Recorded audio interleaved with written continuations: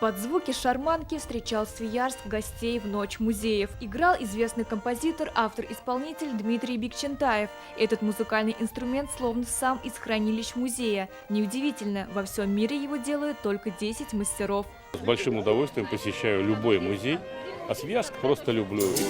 Громко песня эта. С музыкой гостей встречали и в музее археологического дерева «Татарская слободка».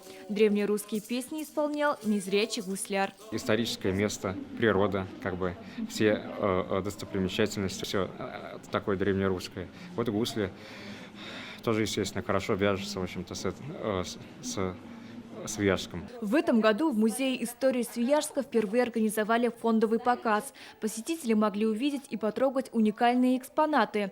Так, левкасные гвозди или национальный головной убор чувашских женщин – хушпу. Мы достали из витрин Музея истории Свияжска необычный предмет, который называется волшебный фонарь, который, стоя в витрине, не проявляет всех своих качеств.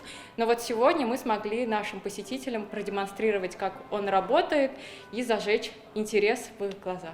Несмотря на пасмурную погоду, центральная площадь Свияжска уже полна гостями. Основной точкой стал так называемый ленивый торжок. Здесь представлены различные лавки с сувенирной продукцией и вкусной едой. Приходите в наш музей! Здесь мы уже были в рождественские праздники.